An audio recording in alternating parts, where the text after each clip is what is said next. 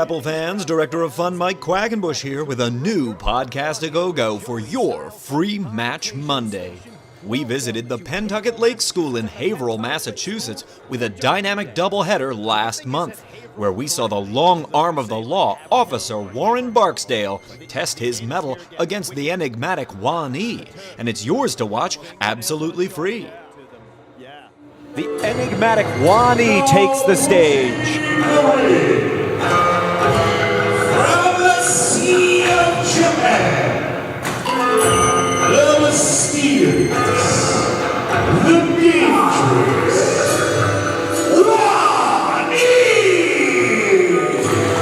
Question for you, Mike. How could one hail from the Sea of Japan? Well, Wani is a character from Japanese mythology. It is the sea, the dragon of the sea is where he takes his name from, and so I guess he finds it fitting that just like his namesake, the sea dragon, he hails from the Sea of Japan. But to be fair, we know very little about this masked man. He is not a product of the Wrestle Factory, our training system. He was found by Juan Francisco de Coronado when he assembled a team of great international talent. And I wish we knew more to tell you about this guy. I would volunteer to interview him, but he's wielding two swords, and frankly, you don't pay me enough.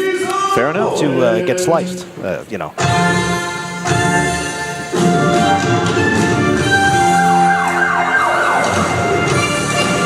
I love Chikara's original music.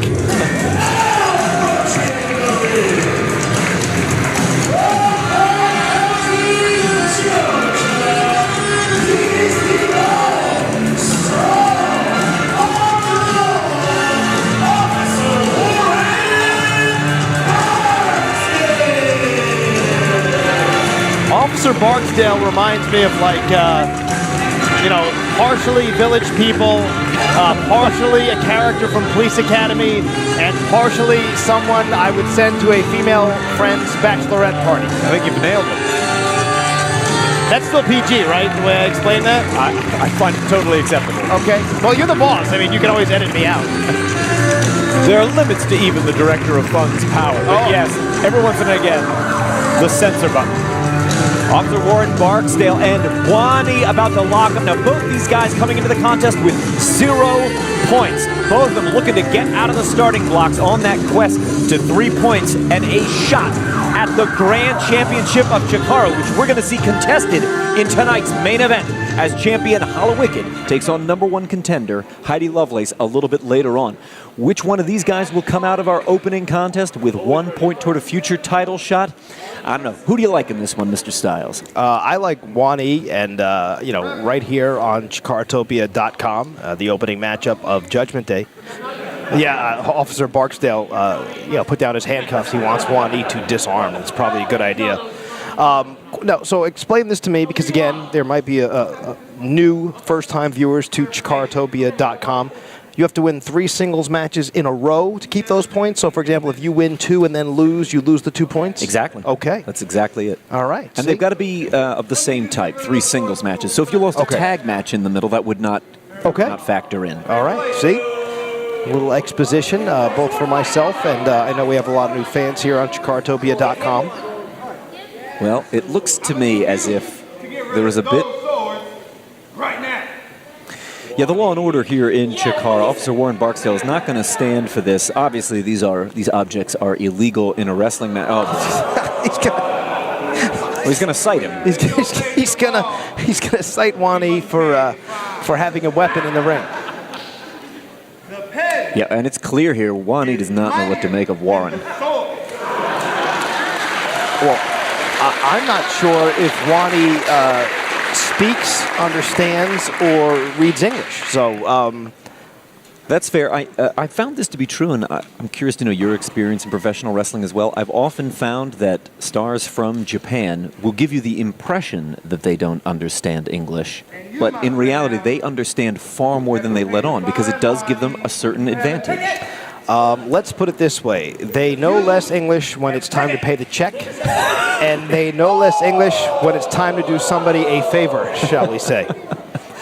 That also applies to Lucha Libre stars. Fair enough. Both Tajiri and Super Crazy suddenly knew English when they were going to have a good night, shall we say.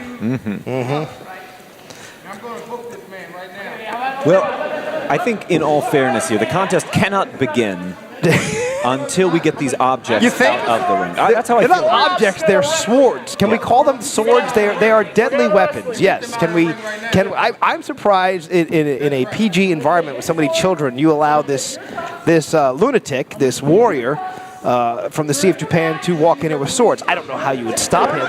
Well, You know. certainly that is an issue. But I think as Bryce is making a valid point here,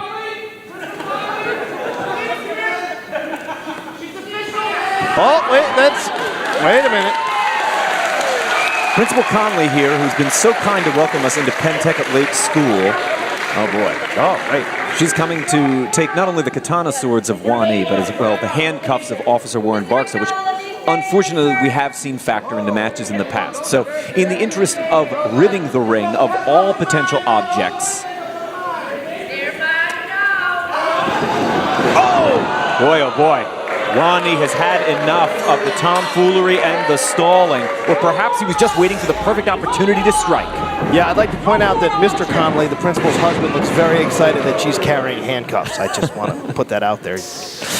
Anyway, is stalking his prey, going to send him corner to corner here to the far turnbuckle. He goes with a lot of acceleration. and I love the way that Wani used all of his body weight, almost turning himself parallel to the mat while throwing Officer Barksdale into the corner. I'll tell you, another wrestler that was very adept at that was the Sandman.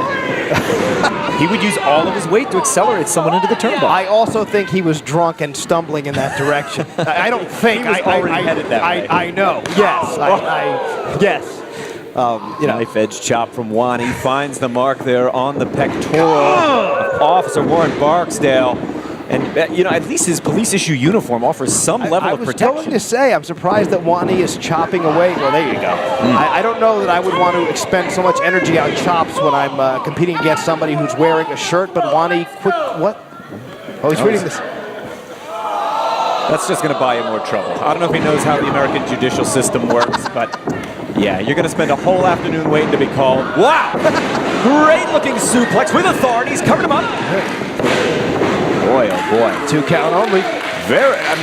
This one could be over in a matter of seconds. Wani has pressed the advantage really from even before the bell sounded. Now wearing Barksdale down. Man, look, he's in great position to crank this hold. Yeah, let's straighten this out. You're going to do the counts because you're doing play-by-play, I'm doing color. Is that right? Yes, you are much better at doing play-by-play here in Chikara, and I would argue you are as good as me at play-by-play straight up. Yes, there, I said it publicly. Who would have thought 2016 the best announcing team in pro wrestling is here in Chikara? Who'd have thunk it? Who'd have thunk it? From the waistlock, Pat O'Connor roll here. Officer Barksdale. Not enough weight on the shoulders. Oh. And he ran right into the back elbow of Wani. That stopped his momentum. Oh, that senton caught him on the side of the ribs. Cover. Wait, you're supposed to be doing that. I'm sorry. Force of habit from doing play-by-play. That is your forte, and I'm not stepping on it, Mr. Styles. What do you think Pat O'Connor would have thought of both Officer Warren Barksdale and Wani? I don't know. That's a great question. Well, he was an international star himself, Pat O'Connor.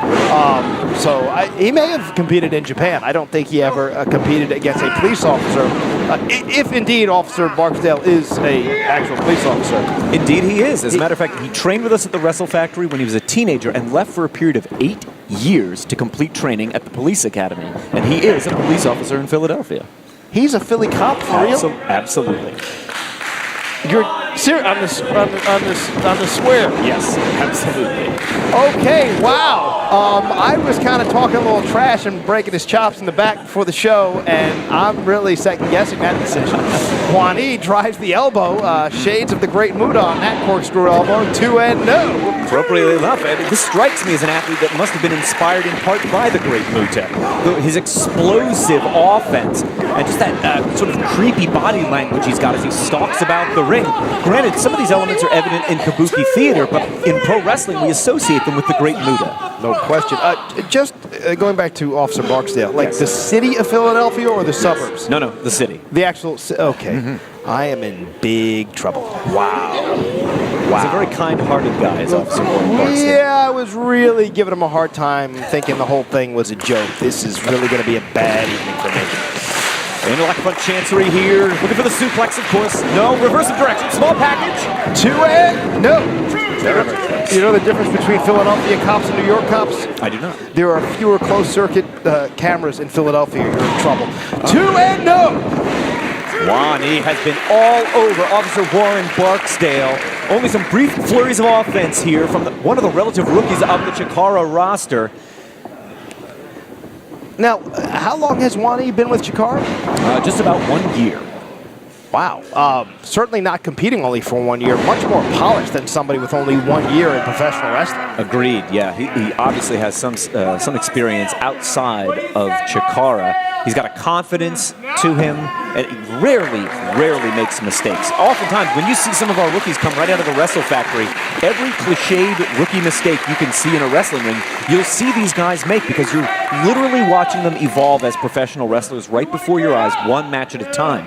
But Wani obviously developed his skill set elsewhere. I'm going to try to do an interview with him, maybe get a translator. Well, right now, I don't think Warren Barksdale, officer, can speak right now as he's about to get his head torn off. But yeah, I want to get a translator. I think having an interview with Wani for CHIKARAtopia.com, maybe an exclusive. You know, it's only $7.99 a month, and the first week is free. I did know that. Yeah. I appreciate you bringing it up. Oh, yeah, I'm going to shamelessly plug it all night long. By all means. Oh, nice jawbreaker by Officer Barksdale.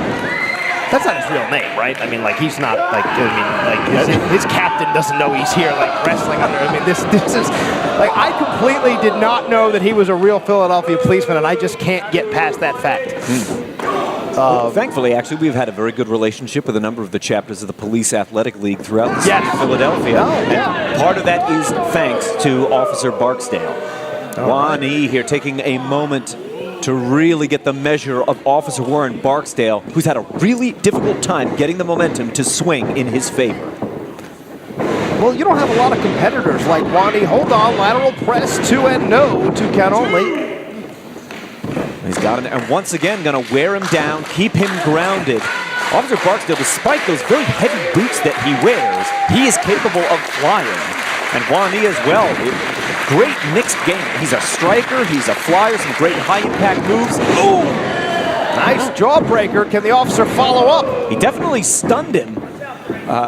No pun intended, right? Very much like the Stone Cold Stunner there was that maneuver. Wani misses in the corner, had a full head of steam. Nice elbow to the chest.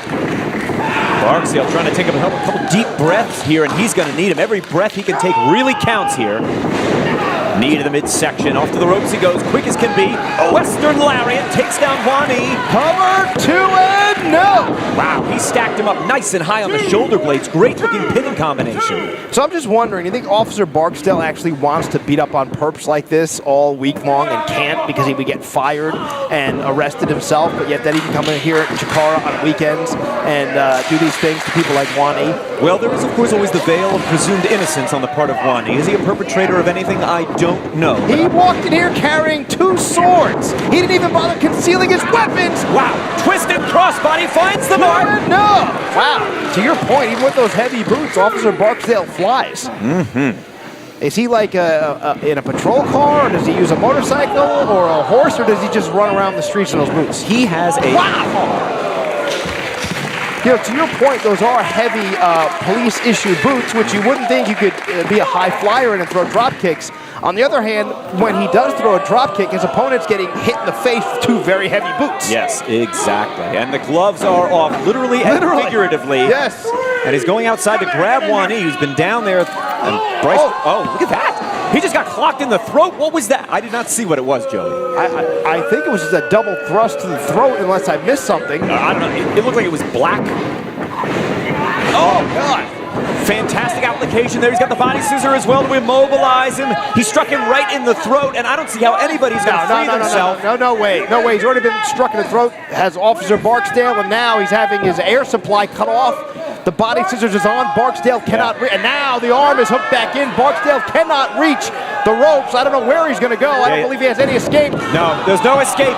And the only solution to a submission predicament like that is to tap out.